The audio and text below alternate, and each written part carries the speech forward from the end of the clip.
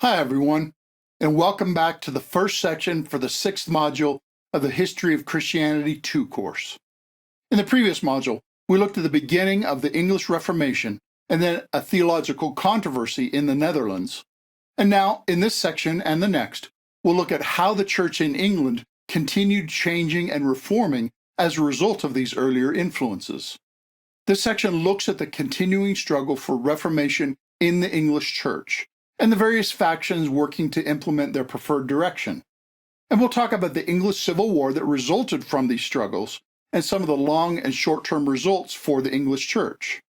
And then in the next section, we'll look more in depth at one of the groups within the English church at that time. As usual, we'll start with the timeline to see when these events happened in relation to the other things we've already covered. James I reigned from 1603 to 1625, and the Authorized Version of the Bible was published in 1611. Charles I was king from 1625 to 1649. The English Civil War happened from 1642 through 1651, and Charles was executed in 1649. The Westminster Assembly met off and on from 1643 through 1652.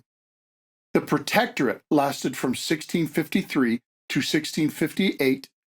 Then Charles II reigned from 1660 through 1685. The Great Ejection happened in 1662, and the Declaration of Indulgence was in 1688. Those are the dates when these things happened. Now let's look at the specifics about all these things. And we'll start with a short review of the English Reformation up to that point. King Henry VIII broke away from Roman Catholic authority over the English Church. And the church went back and forth between moving more in a reformed direction or going back toward Roman Catholicism, depending on who was ruling at the time. And finally, during the reign of Elizabeth, the Elizabethan settlement left it partway between the old medieval church and the church of the Protestant reformers. It had moved to Protestant theology, but retained significant Roman Catholic tradition in its organization and liturgy, its rituals and practices in the church services. And as you may remember from the earlier section, this resulted in tensions between those who wanted to reverse the changes and those who wanted to continue the Reformation along the lines of what had happened on the continent. Many had experienced the Protestant revival, and they wanted the same thing to happen in England. And so they were pressing for continued change in that direction. Therefore, at that time, it worked out that there were a number of religious groups and approaches that were struggling for influence and control of the church life in England. There were those who wanted to go back to Roman Catholicism, including all the characteristics of the medieval church, which also meant being under the authority of the Pope in Rome. Next, there were those typically called High Church Anglicans. This is mostly what we today would call civil religion. That is, going through the outward motions of Christianity because of custom and tradition, but not necessarily also having the underlying reality of God. They wanted the formality and respectability of church without any zeal or commitment for Christ himself. They wanted the tradition, but often used it for selfish reasons. And next, there were Reformed Anglicans, that is, those who were comfortable in the Anglican church structure and government and even ritual, but who had a genuine Christian life and wanted to live in the Reformation truth and life. There were also Presbyterians. They wanted to model the church after the Scottish model of church government and life, which was modeled after Geneva. They were very much Reformed and wanted to continue the Reformation in England. And finally, there were the Independent Congregationalists. They were typically Reformed in theology, but they also wanted each church to govern itself, almost always in the Reformed manner, but without the civil government's intervention, without any formal connection to the government and independent of its influence. Now, these last three groups are, for the most part, the same in terms of their theology and approach to church life. They just differed on church government and organization. Some of this difference reflects the influence of Anabaptist ideas, and the churches we now call Baptist churches grew out of the independent Congregationalists. So in one sense, we can group these last three together in the commonality of what they believed and strived for in seeking continued revival and reform, even though they differed on the structure of the church they desired. Those members of each of these last three groups who truly did care about these things are now typically called Puritans. They were from different groups, but held a common cause for continuing the Reformation in England. And a result of the Elizabethan settlement was many years of wrangling between High Church Anglicans and Reformed Puritans over which direction the church would go. So let's simplify these five groups into two general approaches. There were the High Church Anglicans. They were for keeping the English church as traditional as possible. And there are a few key players I could mention, like Richard Hooker, who was an influential pastor in London and a writer. He wrote against Puritan influence and advocated for remaining more traditional in church practices. And there was William Laud, who was made Archbishop of Canterbury in 1633, and from that position of power, he persecuted the Puritans and worked against their interests and resisted change in the church. And, by contrast, there were the people who later were called the Puritans. They wanted to continue the change and reform to become more similar to what was happening in Germany and Switzerland and Scotland. There are a number of key players, very influential pastors and leaders I could mention, but a cool thing about the Puritans is that it was primarily a grassroots movement. There were thousands of pastors and leaders doing faithful ministry in small ways throughout England. There were multitudes of ordinary Christians following Jesus in seemingly unremarkable ways. It wasn't dependent on the ministry of one famous leader. And yet the Puritans had a huge cumulative effect, more than the impact of just a few key leaders. Someone once pointed out that the Puritans lost almost every one of their public battles to influence public policy through politics and church organizational structures, but they won almost every one of their private battles to be holy and follow Christ with all of their lives. And by the way, I think Christians should publicly stand against things like abortion and the redefinition of marriage and gender in our day, even if it seems like a losing cause politically. Do what is right, no matter how popular it is or how successful you think you will be. Now, one of the most effective ways to do this is to demonstrate strong Christian marriages and sexual chastity, etc., in our private lives. That is, demonstrate the blessedness of living God's way in private while also speaking the truth in public. Don't just tell, but also show a better way. Now, let's look more closely at some characteristics of each of these two general categories of Christians and approaches to church in England at that time, to help define and contrast them and what they were aiming for. First, in terms of their worship style, the High Church focused on traditions and rituals. They favored the smells and bells approach to liturgical church services. They kept as close as they could to the Roman Catholic liturgy, and they delighted in the grandness of its artistic expression, beauty, and magnificence. They kept control of the grand English cathedrals with all their ornate stuff.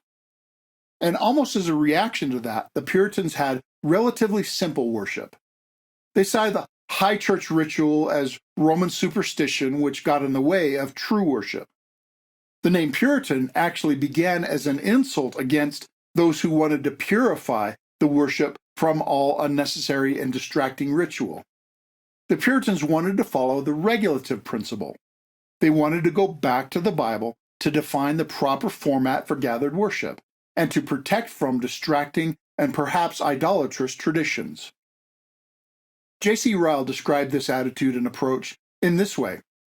He said, "It lies at the very foundation of Protestant Christianity. It is the backbone of the Articles of the Church of England and of every sound church in Christendom. The true Christian was intended by Christ to prove all things by the Word of God. All churches, all ministers, all teaching, all preaching, all doctrines, all sermons, all writings, all opinions, all practices. These are his marching orders. Prove all by the word of God. Measure all by the measure of the Bible. Compare all with the standard of the Bible. Weigh all in the balances of the Bible. Examine all by the light of the Bible. Test all in the crucible of the Bible. That which can abide the fire of the Bible, receive, hold, believe, and obey. That which cannot abide the fire of the Bible, reject, refuse, repudiate, and cast away. Now, this quote accurately describes both the approach of the Puritans to worship liturgy and the Protestant ideal of sola scriptura in general, which the Puritans were intentionally following. And the separate approaches in England also reflected the class distinctions in English society at that time.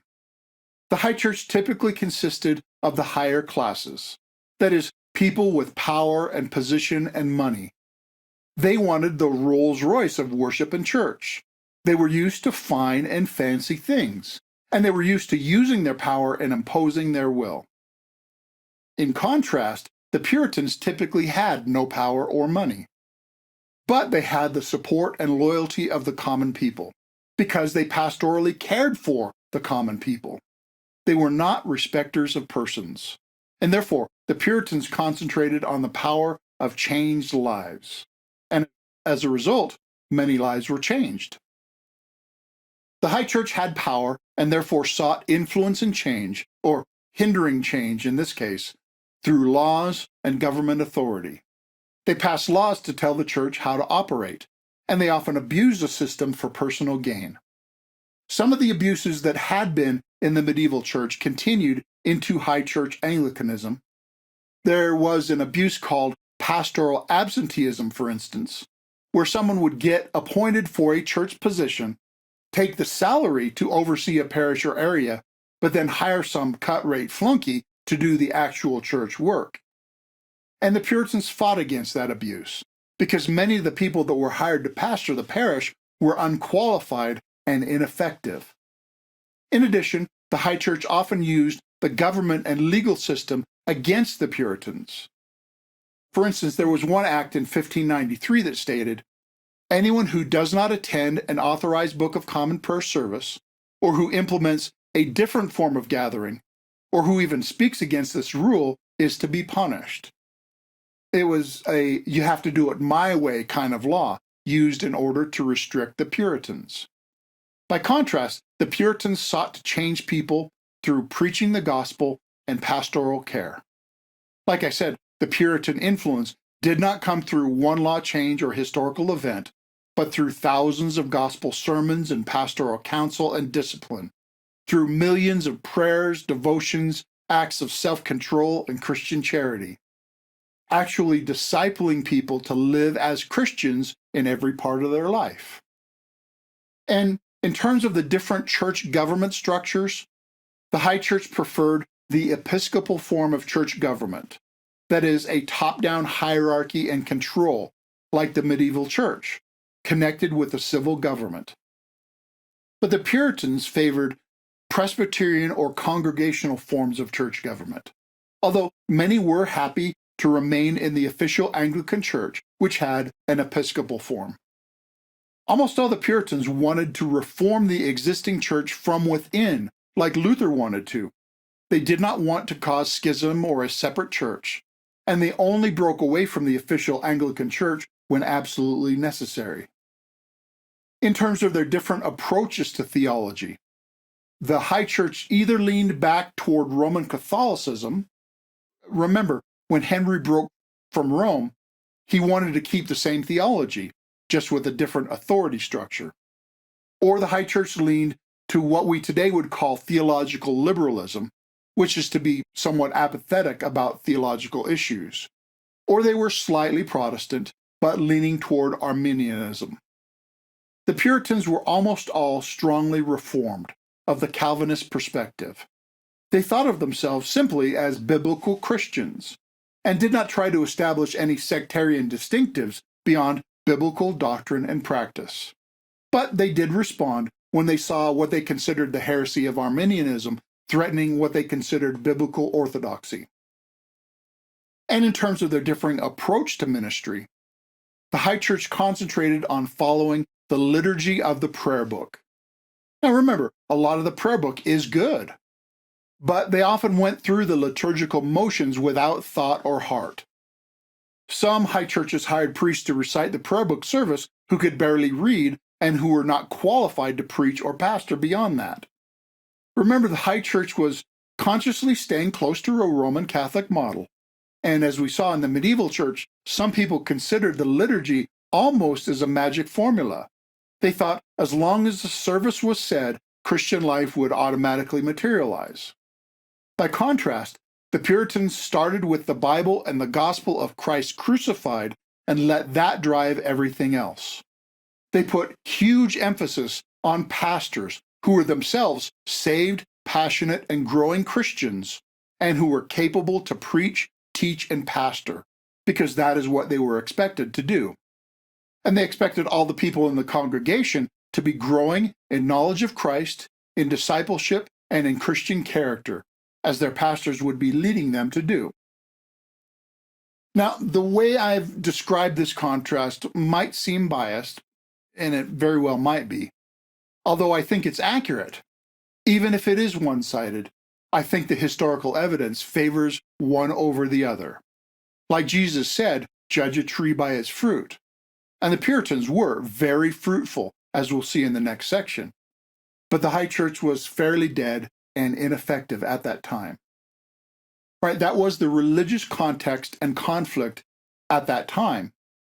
And now let's shift back to the social, political, and economic context to help explain the other things that happened that we're about to go through. The English kings, and here I'm especially concentrating on James I and Charles I, who we'll talk about in a moment, they had various wars with other countries like France. And the reason I mention this is that wars cost money, and the kings typically got money from taxes. When the rich were taxed, they typically passed the burden on to the poor, who also had their own taxes to pay, which led to oppression of the poor and great poverty and hardship, which led to a large class divide and distrust. And this discontent often took on religious overtones because the rich were typically high church and the poor typically had Puritan sympathies. And in addition, at that time, the merchant class, which was also more typically Puritan, started to have much more wealth and public influence. This was because of increased trade with the continent and now also with the New World. Therefore, these ideological class and religious struggles mixed together and started to show in the government as well. The part of Parliament called the House of Commons was more and more sympathetic against the king in a number of issues, including religion. And this eventually led to the English Civil War. And I want to mention some of the causes of the Civil War. Like I mentioned, the Parliament became more and more Puritan. However, I'm not saying that their political decisions necessarily were caused by their Puritanism or are connected with Puritan ideals. There were complex political, social, and moral dynamics. The Puritan Parliament was not perfect in what they did, but I think it was much more upright in their dealings than their opponents. James I became the king as a successor to Queen Elizabeth, who had no children, and James was not a model Christian, not even close. And when he first became king, the Puritans appealed to him to change church policy. This was called the Millenary Petition of 1603. This was a request for a number of things, like correction of the prayer book to get rid of some unnecessary and harmful ritual, to shorten the service, and to correct abuses of powerful church people. And they asked that pastors would have the power to excommunicate people without the politicians having to be involved in the decision. And their most important request was, quote, concerning church ministers, that none hereafter be admitted into the ministry except able and sufficient men, and those to preach diligently, especially upon the Lord's day, and that such as be already entered in the ministry and cannot preach may be removed. Now, King James played nice and pretended to respect their requests, but then he basically ignored every one of them. James was arrogant and did not respect the Christians, especially disdaining the Puritans. However, he actually did give in to one request, even though that was more than he wanted to give. He allowed a new translation of the Bible to be made. This new translation was a compromise between the Great Bible of Henry, which had Roman Catholic leanings and was very traditional, and the Geneva Bible, which had very Reformed tendencies. This new Bible was based on Tyndale's work and was finished in 1611. It was called the Authorized Version, but today it's typically called the King James Version, named after the ungodly king who authorized its production. And this was the standard English translation for centuries. Then James was succeeded by his son, Charles I, who by most accounts was quite an arrogant jerk. He believed that kings are little gods on earth. And Charles married a Roman Catholic princess, leading people to worry that the next king would be staunchly Roman Catholic. And Charles regularly clashed with Parliament, and they actively resisted him. Charles appointed William Laud as Archbishop of Canterbury, and Laud was a High Church Anglican and an Arminian. Laud hated Puritanism and Puritans and did all he could to work against them. The class and religious resentment continued to grow. And then Charles tried to impose Anglicanism on Scotland, which led to open war. But Parliament refused to pay for the war, which of course did not go over well with Charles. And that struggle between the king and the Parliament eventually grew into open war, the English Civil War. The army of Parliament, which was mostly Puritans, they fought against the army of Charles I. One minister of Parliament, named Oliver Cromwell, had some foresight and wisdom to prepare for the civil war that he saw coming. He helped raise and train a disciplined professional army, and he became a general in the Parliament's army. Cromwell was skillful and wise in war, but attributed all their successes to God. And Cromwell was also a Puritan, reformed in theology, and independent Congregationalist in practice, and godly in life. And the Parliament side eventually won the war under the leadership of people like Cromwell and others. And there were some immediate results of the Civil War. There were different factions among the victorious Parliament who disagreed on which direction to go. King Charles was executed by the radical wing of Parliament. This was a controversial move that not everyone at the time wanted or agreed with. But Oliver Cromwell eventually took leadership of Parliament and the country. He refused to be called king, but was called Lord Protector, and his rule was called the Protectorate. This government was under a written constitution. This was actually the first written constitution in English, and an early example of the rule of law instead of the rule of men, which became an important principle in later free republics like the USA. There are differing opinions about Cromwell's protectorate. There are strong opinions even until modern days. For instance, the Irish still express strong hatred of Cromwell because the English invaded Ireland at that time. However, Cromwell was very tolerant and Christian by the standards of his day. He allowed different churches to exist freely in England.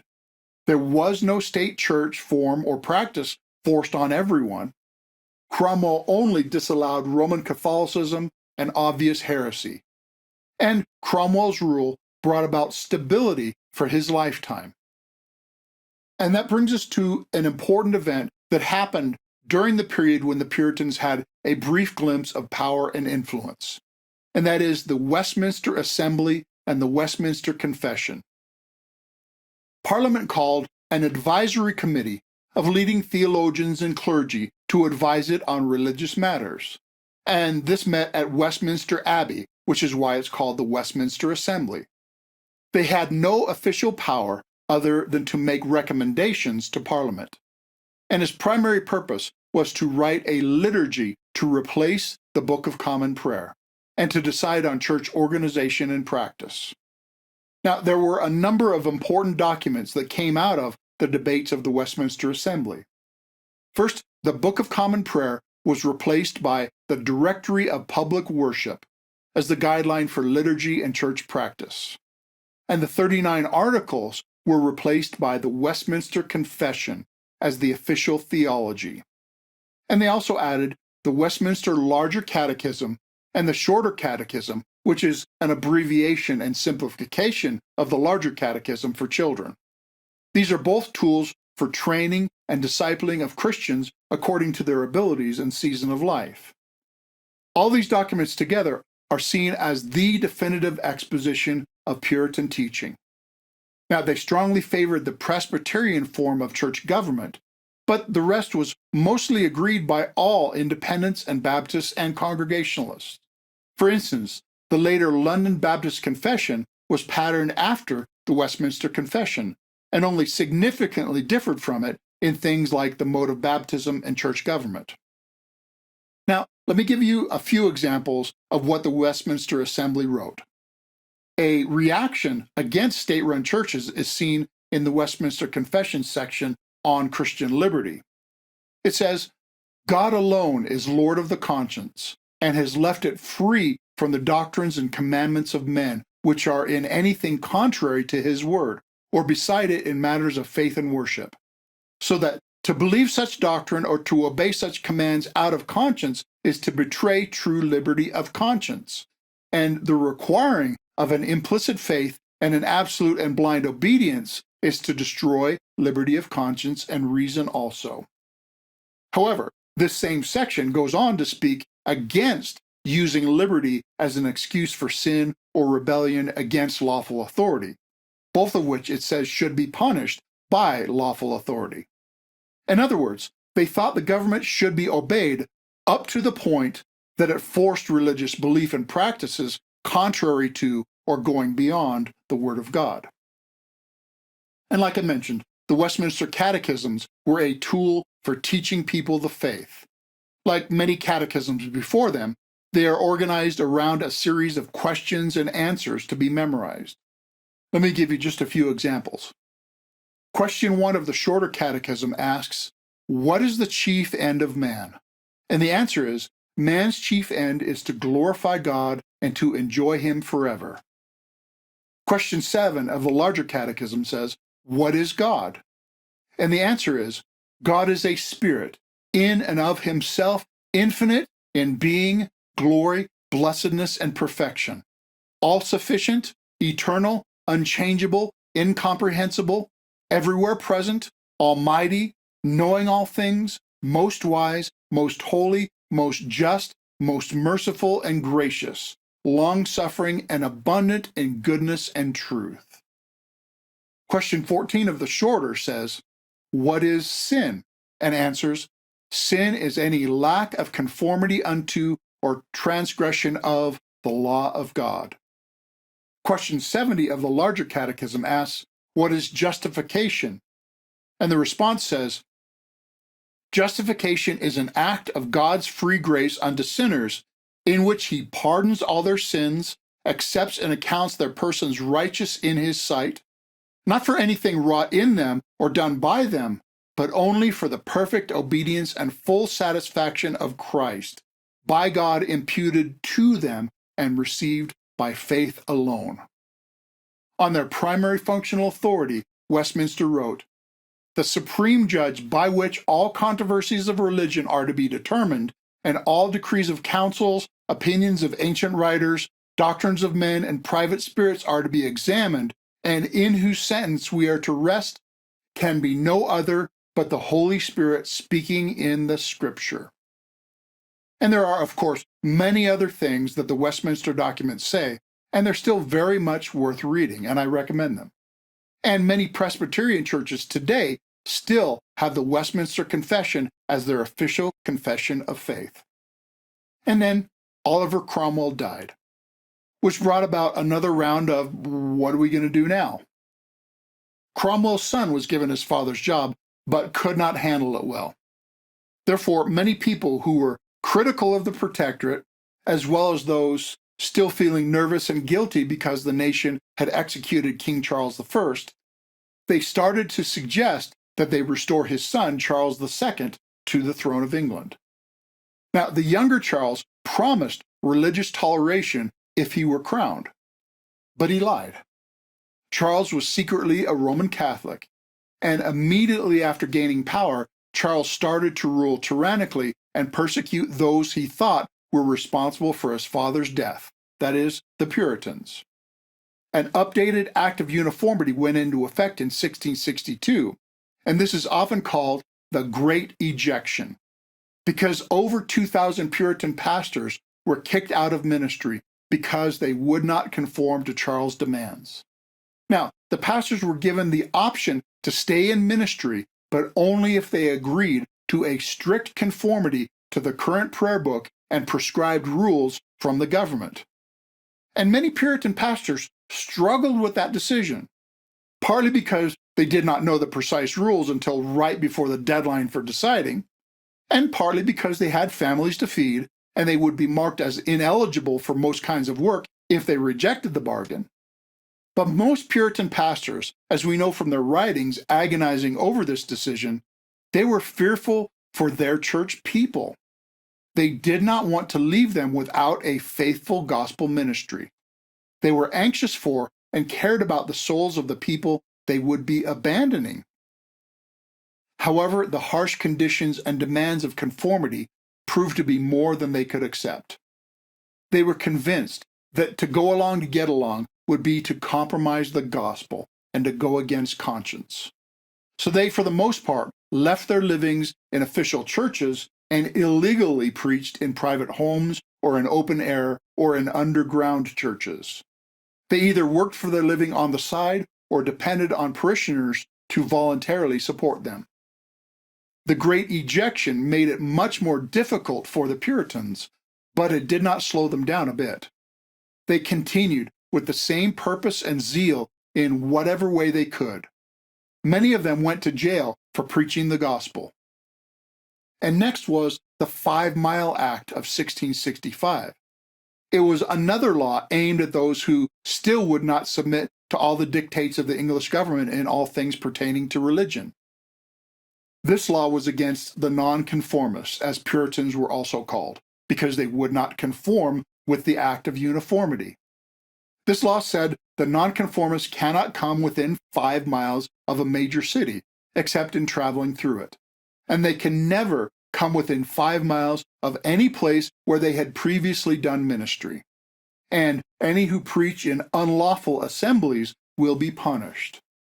Again, this made it more difficult, and Puritans went to jail for preaching, but it did not stop them from preaching, discipling, and writing. Now, I'm going to trust you to decide for yourself about the implications of what I'm about to tell you. But to me, it seems like it's more than just a coincidence that the Great Ejection took place in 1662 and the 5 Mile Act was 1665. England had effectively kicked out and persecuted all of its faithful gospel ministers, and then the bubonic plague struck England in 1665. Between 75 and 100,000 people died. And then the Great Fire of London, which destroyed almost the entire city, happened in 1666. Now, I can't say for sure, but these might be signs of God's judgment against those who had rejected and persecuted his faithful gospel ministry. And then, eventually, a few decades later, after all this simmered down, was what was called the Declaration of Indulgence of 1688. This basically withdrew the restrictions on Puritans and allowed the nonconformist ministers back to the pulpit and relaxed the persecution. And then finally, with the rule of William and Mary, England once again became securely Protestant and put it into law that all rulers from that point forward would be Protestant and the national church would remain Protestant. The nation finally formally agreed with the Puritans in finishing the Reformation. But the entire nation did not live this out as zealously as the Puritans had wanted and worked toward. And we'll see even more of the subsequent history of the Church of England in subsequent modules. But now we'll ask, what is the significance of all of this that we've seen so far? For the most part, though there were exceptions, the true faithful church in this period was the Puritans.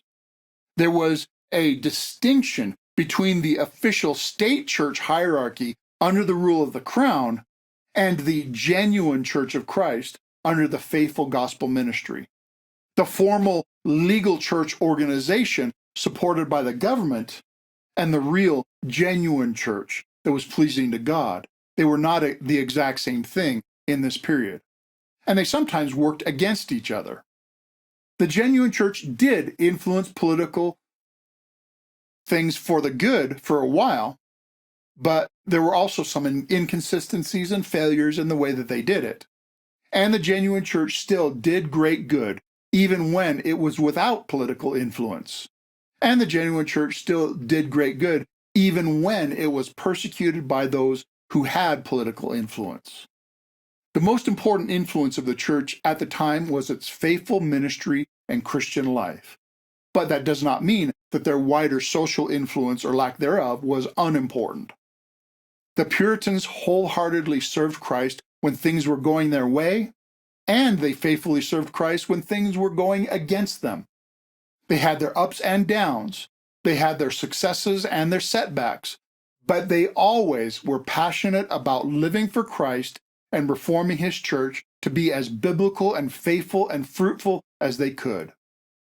Now, there's a lot more to be said about the faithful ministry of the Puritans and the Christian life and social impact that they worked toward, and that is why we'll spend the entire next section looking at the Puritans in more detail. But for now, let's review.